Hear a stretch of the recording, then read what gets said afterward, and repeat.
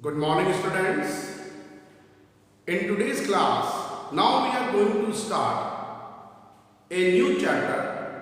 It is a continuing part of reconstitution of partnership firm, that is known as retirement or death of a partner.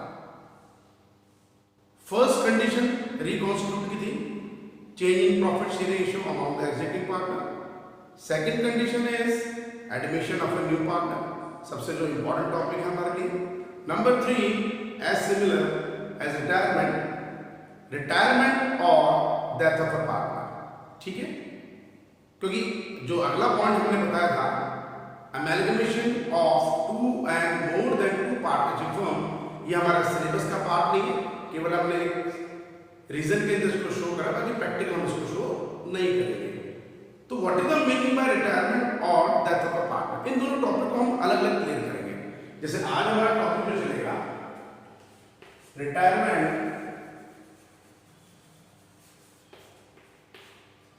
Of A partner, जैसे admission, incoming, retirement, outgoing. कोई partners जब admitted होता है that is admission. अब जो कोई partner form से retired है किसी भी रीजन से, ठीक है, वो हम बोलेंगे रिटायरमेंट ऑफ पार्टनर. बट इसके लिए हम एक चीज ये ध्यान देंगे, जब भी कोई पार्टनर, एक बेसिक थ्योरी हम क्लियर कर रहे हैं, अगर कोई भी पार्टनर फॉर्म से रिटायरमेंट लेगा तो वो भी फाइनेंशियल ईयर स्टार्ट होने की फर्स्ट डेट में ही होगा. क्योंकि हमने ये क्लियर कर रखी है, रिकॉन्स्टिट्यूशन ऑफ पार्टनरशिप फर्म की जो डेट होती है वो फाइनेंशियल ईयर स्टार्ट होने की फर्स्ट डेट होती जाएगी. डेथ वाली कंडीशन में हम थोड़ा अलग चलेंगे, but admission, changing profit sharing ratio and retirement की कंडीशन में फाइनेंशियल ईयर स्टार्ट होने की first date, new financial year start करेंगे उसकी फर्स्ट डेट में रिकॉन्स्टिट्यूशन होता है. ठीक है. अब रिटायरमेंट ऑफ पार्टनर, जब कोई पार्टनर फर्म से रिटायरमेंट लेगा तो ये अचानक नहीं होता, सडनली नहीं होता है. वो पहले उसके लिए एक प्रॉपर नोटिस देगा. रनिंग फाइनेंशियल ईयर में उसको एक नोटिस देना पड़ेगा रिमेनिंग पार्टनर्स को कि ठीक है, अब नए फाइनेंशियल ईयर में मैं फॉर्म से जाना चाहता हूं, मुझे रिटायरमेंट दे दीजिए, आप अपनी फॉर्म को कंटिन्यू कीजिए. तो what is the meaning by retirement of a partner, that is partner has the right to retire from the firm after giving due notice in advance. कि रिमेनिंग पार्टनर को जब वो रिटायरमेंट लेना चाहेगा तो एक नोटिस उसको देना पड़ेगा कि ठीक है मैं फर्म से जाऊंगा. ठीक है. In this case old partnership came to an end after the retirement of a partner, but the firm continuing and the new partnership firm come into the existence between the remaining partners. जैसे example A B C तीन partner थे, एक example लूं A B and सी. ये तीन partner अपनी firm को continue चला रहे थे, बट ऑन 1 अप्रैल 2014 सी बोलता मैं फर्म से रिटायर होना चाहता हूं. वो फॉर्म से रिटायर होता है, अब वो फॉर्म से चला जाएगा. तो आफ्टर 1 अप्रैल या on 1 April 2014 old partnership form, old partnership तो फॉर्म तो हम नहीं बोलेंगे, old partnership become and new partnership come into existence, that is between A and B. कि ए एंड बी के बीच में एक नई पार्टनरशिप फॉर्म जो है अब स्टार्ट होने लगी है. अब सबसे मेन क्वेश्चन कि जैसे एडमिशन, जब कोई पार्टनर एडमिशन लेता था तो जब कोई नया पार्टनर एडमिशन लिया तो जनरली उसके दो राइट्स थे. लिसन केयरफुली, ये बहुत इंपॉर्टेंट क्वेश्चन है फॉर 1 मार्क्स. कि जब भी कोई नया पार्टनर फॉर्म में आता है तो there are 2 kinds of rights of him. उसके दो राइट्स होते थे. Right to share in assets, जिसके लिए वो कैपिटल इंट्रोड्यूस करता है, और right to share in profit के लिए he gave a certain compensation amount. Okay, जिसे हम ओल्ड पार्टनर के सैक्रिफाइस रेशियो में रेस करते थे, क्रेडिट करते थे. बट यहाँ पे जब कोई पार्टनर रिटायरमेंट लेगा तो उसके भी कुछ राइट्स होते हैं. जब कोई पार्टनर फॉर्म से रिटायरमेंट लेके जाएगा तो उसके क्या क्या राइट्स है, केवल थ्योरिकल फॉर्म में हम इसको पढ़ेंगे. Right of retired partner, number 1, सबसे पहला राइट अगर हम लेके चले तो सबसे पहला राइट होता है settlement of his due amount. जब कोई पार्टनर फॉर्म से जा रहा है, इसको मैं थोड़ा प्रैक्टिकली आपको बताना चाहूंगा.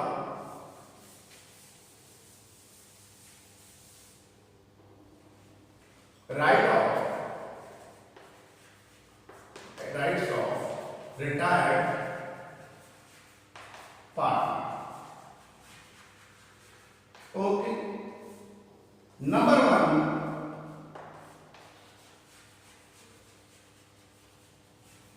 settlement of his due amount. Form से हो गया. नेचुरली बात है, 3 साल 4 साल उसने फॉर्म की सर्विसेज करी है, फॉर्म में पार्टनरशिप में रहा था, तो उसका कुछ ड्यू मनी फॉर्म पे तो बनेगा ही, पार्टनरशिप फॉर्म पे, जिसको रिमेनिंग पार्टनर को पे करना पड़ेगा. तो उसका जब वो पार्टनरशिप फॉर्म से जा रहा है तो what is the due amount, उसके ड्यू अमाउंट कितना होगा और फॉर्म उसको किस तरीके से पेड करेगी, मोड ऑफ पेमेंट क्या होगा, ये हमारे लिए पहला पॉइंट है. तो एक जनरली बात हम करें, settlement of this due amount के लिए आपको एक्स्ट्रा कोई एफर्ट लगाने की जरूरत नहीं है. उसके ड्यू मनी को कैलकुलेट करने के लिए we prepare partners capital account. हमें पार्टनर्स कैपिटल अकाउंट प्रिपेयर करने. पार्टनर्स कैपिटल अकाउंट प्रिपेयर करने के बाद में जो पार्टनर रिटायरमेंट ले रहा है वो पार्टनर रिटायरमेंट लेगा, उसके ड्यू मनी को हम कैलकुलेट कर देंगे और उसके बाद में जो रिमेनिंग पार्टनर्स है ए एंड बी, जैसे मैंने एग्जांपल में से बताया था, उसी रिटायरमेंट ले रहा है, उसका ड्यू मनी हमने कैलकुलेट कर लिया कैपिटल अकाउंट बनाकर, और remaining partner A and B का हम जो कंटिन्यूइंग पार्टनर हो जाएंगे उनका हम बैलेंस शीट भी फाइंड आउट करेंगे. अब सबसे इंपॉर्टेंट चीज, इसके ड्यू मनी को कैलकुलेट करने के बाद में what is the mode of payment.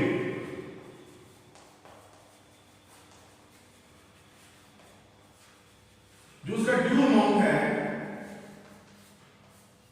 ये किस तरह से पेमेंट होता है. ये 3 मोड में पेमेंट हम कर सकते हैं. कोई भी पार्टनरशिप फर्म इस रिटायर पार्टनर के ड्यू मनी को should be payment in 3 modes. Number 1,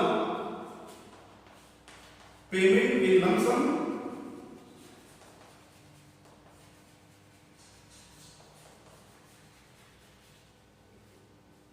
payment in lump sum का मतलब जो भी उसका ड्यू मनी होगा पार्टनरशिप फर्म वन शॉट में पेमेंट कर देगी.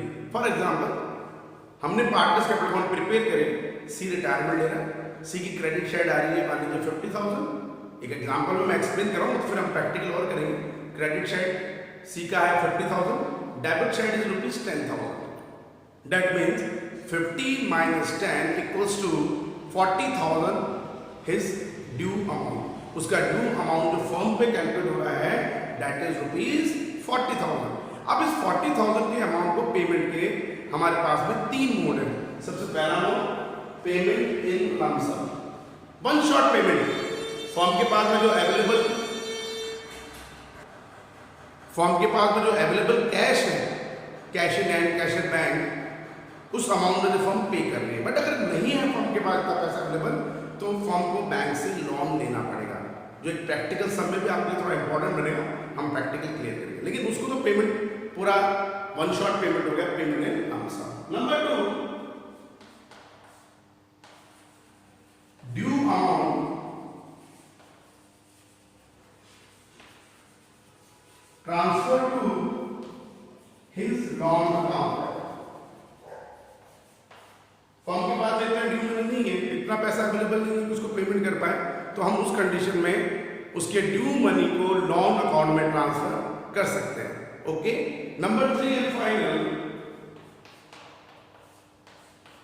His due money transfer to his annuity suspense account. ये भी लोन की तरह होता है, लेकिन एन्युटी सस्पेंस में इनकी इंस्टॉलमेंट जो हम पेमेंट करेंगे वो उसके लिविंग तक ही करेंगे. लिविंग के बाद मान लीजिए उसकी डेथ हो जाती है इन केस और वो पूरी इंस्टॉलमेंट रिसीव नहीं कर पाता है, तो हम रिमेनिंग अमाउंट को पार्टनर्स के रिमेनिंग पार्टनर के न्यू रेशियो के अंदर एडजस्ट कर देते हैं. ये प्रैक्टिकल जब हम सब करेंगे और क्लियर करेंगे. बट अभी थ्योरिकल फॉर्म में जो भी पार्टनर रिटायरमेंट ले रहा है उसका सेटलमेंट उस अमाउंट को हम 3 तरीके से सेटल कर सकते हैं. पेमेंट इन लंप सम, जो 1 मार्क्स से थोड़ा इंपॉर्टेंट आपके लिए बनेगा. 1, payment in lump sum. Number 2, amount due to him transfer to his loan account. And number 3, amount due transfer to his annuity suspense account. But यहाँ पे सबसे इंपॉर्टेंट चीज आपको ये ध्यान रखनी है, there is no any information given about mode of payment of his due amount. In this condition, retired partner due money always transferred to his loan account. अगर रिटायर पार्टनर के ड्यू मनी के payment करने के बारे में कोई information आपको given नहीं है कि आप किस मोड में इसको पेमेंट कर रहे हैं, तो always transfer to his loan account, उसको हम उसके लोन अकाउंट में ट्रांसफर करेंगे। That means partner capital account में अगर आपने लंप सम पेमेंट कर दिया है तो टू कैश बैंक, जिसे एक अपोजिट चीज होगी। न्यू पार्टनर जब कैपिटल इंट्रोड्यूस करता था, हमने कैपिटल अकाउंट में इसको क्रेडिट साइड में बाय कैश बैंक करा। इसमें पार्टनर्स रिटायर पार्टनर पैसा लेकर जाएगा, पेमेंट इन लंप सम है, तो टू कैश बैंक।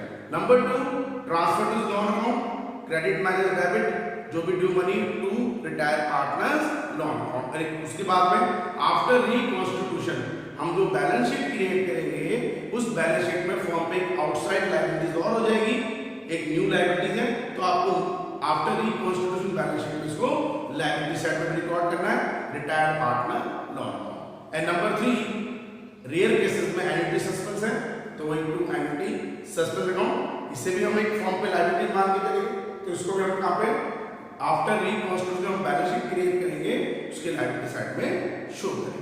तो ये पहला पॉइंट है राइट टू, जब हम राइट ऑफ रिटायर पार्टनर को डिस्कस कर रहे हैं, settled of his due amount. 3 mode थे हमारे पेमेंट के, जो मैंने आपको बता दिया, प्रैक्टिकली हम इसको बाद में करेंगे। नंबर 2, सबसे इंपॉर्टेंट चीज,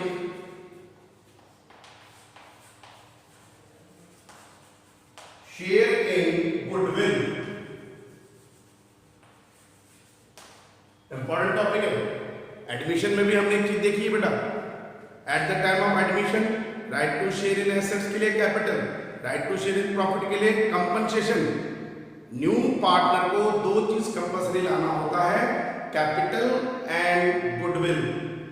ऐसे जब कोई पार्टनर रिटायरमेंट लेगा तो वो 2 चीज जरूर लेके जाएगा, his due amount as well as share in goodwill. अब इसको मैं थोड़ा सा एक्सप्लेन करूंगा। जब कोई नया पार्टनर एडमिशन लेता है तो डायरेक्टली या इनडायरेक्टली उस शेयर को ओल्ड पार्टनर्स को ही देना पड़ता है, जिसकी मैंने आपको अलग अलग कंडीशंस बताई थी। लाइव क्लास में भी मैंने आपको प्रैक्टिकली बताया था, और मैंने वीडियोस में भी इसको प्रैक्टिकली आपको कंडीशंस शो करी है। तो हम ये मानते हैं कि after admission of new partner directly या इनडायरेक्टली ओल्ड पार्टनर को सैक्रिफाइस तो करना पड़ रहा है। पहले क्वांटिटी, पहले अपने पास में जो क्वांटिटी 2 ही थी, 2 ही पार्टनर्स थे, अब क्वांटिटी 3 होगी, तो नेचुरली बात है शेयर ऑफ प्रॉफिट कम होने लगेगा, क्वांटिटीज बढ़ रही है, ठीक है ना। अब यहाँ पे आप अपोजिट कर लीजिए, हम पहले 3 पार्टनर थे, after retirement of C in future only 2 partners A and B. तो अब यहाँ हम उल्टा चलेंगे, अपोजिट चलेंगे कि अब जो सी का शेयर है 1/4, 1/3 जो भी था, वो डायरेक्टली इनडायरेक्टली ओल्ड पार्टनर्स ने ले लिया है। वो किसी को देके थोड़ी जा रहा है, वो अपना फॉर्म में अपना ड्यू मनी लेगा, अपना शेयर वहीं छोड़ जाएगा। तो इस शेयर को कौन अचीव करेंगे, कौन रिसीव करेंगे, कौन टिकट करेंगे, रिमेनिंग पार्टनर्स। तो रिमेनिंग पार्टनर को हम ये बोल सकते हैं, after retirement of any partner remaining partner got gain. जो रिमेनिंग पार्टनर होता है उनको गेन होता है, तो इस गेन को लेने के लिए उन्हें एक कंपनसेशन अमाउंट देना पड़ता है। जैसे एडमिशन में कंपनसेशन वो ले रहे थे, रिटायरमेंट में कंपनसेशन देंगे because of their gaining, that is known as share in goodwill of retire partner. कि रिटायर पार्टनर अपने ड्यू मनी को तो लेके जाएगा, एज वेल एज अब इसके साथ साथ वो अपना एक कंपनसेशन भी डिमांड करेगा कि भाई मैं अपना शेयर यहीं छोड़ के जा रहा हूँ फॉर्म में, तो इस शेयर को आप लोग अगर ले रहे हैं तो आपको अपने गेनिंग रेशियो में मुझे एक कंपनसेशन देना पड़ेगा। तो what is the meaning by retire partner goodwill? A compensation amount which will be given by remaining partner to the retire partner because of their gaining is known as retire partner goodwill. Okay, इसलिए हम admission में new partner goodwill को old partner के sacrifice ratio में race करते थे, इसमें retire partner goodwill को रिमेनिंग पार्टनर गेनिंग रेशियो के अंदर रिटर्न ऑफ करेगा। अभी हम जब प्रैक्टिकल सम करेंगे, बहुत इजी कंडीशंस होती है, कोई बड़ी बात नहीं है।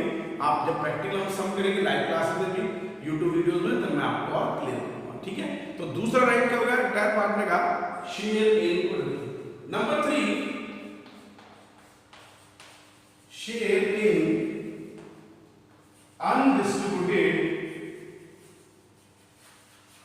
और रेवेन्यू प्रॉफिट्स और लॉसेस। बिल्कुल एडमिशन की तरह पॉइंट चल रहा है, general reserve, reserve fund, PNL, ये एबीसी 3 पार्ट में फ्यूचर कंटीजेंसीज के लिए अपने प्रॉफिट का कुछ सर्टेन पार्ट जो है फ्यूचर कंटीजेंसीज के लिए रखा है। लेकिन आफ्टर रिटायरमेंट सी जा रहा है, तो अब एयर भी करेंगे डिसाइड कि ठीक है ये तो जा रहा है, तो हम नए ईयर से अपने एक नए फंड को मेंटेन करना स्टार्ट करेंगे। तो इस अनडिस्ट्रीब्यूटेड प्रॉफिट को वो अब कंटिन्यू नहीं रखेंगे। इसका मतलब आफ्टर रिकॉन्स्टिट्यूटेड बैलेंस शीट में आपको उसको रिकॉर्ड नहीं करनी है। Should be raised in all partner in their old ratio. अगर अनडिस्ट्रीब्यूटेड प्रॉफिट है तो आप रेज करेंगे, लेकिन किसके अंदर, all partners. What is the meaning bye all partners, including retire partner. Retire partner का शेयर भी उसमें होता है क्योंकि वो भी अपना प्रॉफिट का कुछ सर्टेन पार्ट जो है 3 साल 4 साल तक अपने पार्ट में कंट्रीब्यूट करता है कंटीजेंसीज के लिए, ठीक है। और अनडिस्ट्रीब्यूटेड लॉसेस के अंदर हम उसको रिटर्न ऑफ करके चलेंगे। तो कहने का मतलब एडमिशन की तरह हो गया कि न्यू बैलेंस शीट में अनडिस्ट्रीब्यूटेड प्रॉफिट एंड लॉसेस को आपको नहीं शो करना है। Should be raised in old ratio of all partners, जिसकी मैं एंट्री अगर नॉर्मली करूंगा तो क्या करके करूंगा, वही ऑल पार्टनर कैपिटल पे पॉजिटिव लिए तो कैपिटल अकाउंट को आप क्रेडिट कर लीजिए। तो अनडिस्ट्रीब्यूटेड प्रॉफिट या revenue profit account debit to all partners capital account. और मैं प्रैक्टिकल अगर कैपिटल अकाउंट में शो करूं तो क्रेडिट साइड में शो करूंगा by general reserve, by reserve fund, by PNL, all partners के अंदर उनके ओल्ड रेशियो में। अगर अनडिस्ट्रीब्यूटेड लॉस है तो मैं इसकी एंट्री करूंगा all partners capital account debit to undistributed sorry losses, जिसमें हम 2 चीज लेते हैं, एक तो पीएनएल, एक एडवर्टाइजमेंट सस्पेंस अकाउंट, ओके। और जब मैं इसको कैपिटल अकाउंट में प्रैक्टिकली शो करूंगा लेजर पोस्टिंग के अकॉर्डिंग, तो to PNL account, to advertisement suspense करके, ओके। तो तीसरा राइट्स क्या हो गया, शेयर इन अनडिस्ट्रीब्यूटेड प्रॉफिट और losses. Number 4 and final, after ये मैंने पहले भी एडमिशन में बोला था कि हमारे पास में जैसे एडमिशन में फाइनेंशियल पोजीशन पे इफेक्ट पड़ रहा है, दैट मींस आपने एसेट्स एंड लायबिलिटीज को रिवैल्यूड और रीअसेसमेंट करा है, जिसके लिए हमने बनाया था रिवैल्यूएशन अकाउंट। तो ऐसी जब कोई पार्टनर रिटायरमेंट लेता है या उसकी डेथ होती है, उसकी वजह से भी फर्म की फाइनेंशियल पोजीशन पे इफेक्ट होते हैं, जिसके लिए हमें प्रिपेयर करना पड़ेगा रिवैल्यूएशन अकाउंट। तो शेयर इन जो भी प्रॉफिट एंड लॉस है, share in revaluation of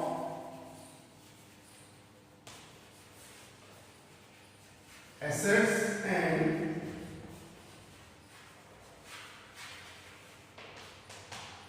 liabilities, okay. वही रिवैल्यूएशन को आप प्रिपेयर करेंगे, उसके बाद में जो भी हमारा प्रॉफिट या लॉस कैलकुलेट हो रहा है वो हम ऑल पार्टनर के ओल्ड रेशियो में एडजस्ट करके चलेंगे। तो ये राइट्स ऑफ रिटायर पार्टनर होते हैं। एडमिशन में 2 राइट्स थे, right to share in assets, right to share in profit, लेकिन रिटायरमेंट में रिटायर पार्टनर के 4 राइट्स हो गए। नंबर 1 सेटलमेंट ऑफ ड्यू हो, जिसके मैंने 3 मोड आपको अभी बताए हैं।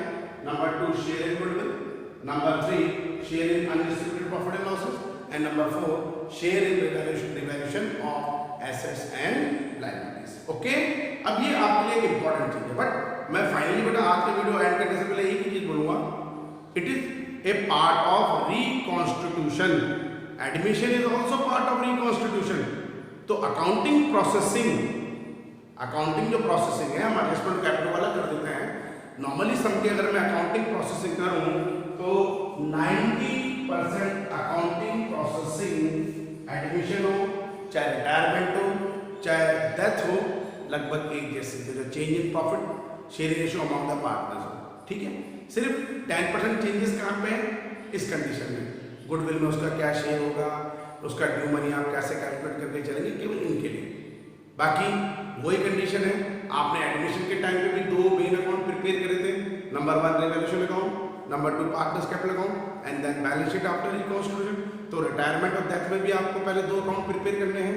Number 1 revaluation account, number 2 partners capital account, and then prepare balance sheet after reconstitution या after retirement of any partner. तो आज की वीडियो में मैं आपको इतना ही बताऊंगा, उसके बाद में हम कंटिन्यू अपने वीडियोस के अंदर इसी चीज़ को लेके चलेंगे ताकि आप थोड़ी थ्योरीज भी क्लियर रखें। ये 1 मार्क्स में आपके थोड़ा इंपॉर्टेंट पार्ट रखेंगे, उसके बाद जो प्रैक्टिकल सब है फॉर 6 मार्क्स वो हमारा बात की बात है। ठीक है, तो आज का वीडियो यहीं एंड करते हैं। ठीक है, आप लोग सेफ रहिए अपने घर में, रेगुलर अपनी स्टडी को करते रहिए ऐसे ही। कोई भी डाउट्स वगैरह आपके क्रिएट होते हैं आते हैं तो आप हमें व्हाट्सएप पे या फ़ोन करके भी हमसे डिस्कस कर सकते हैं। Thank you and have a nice day.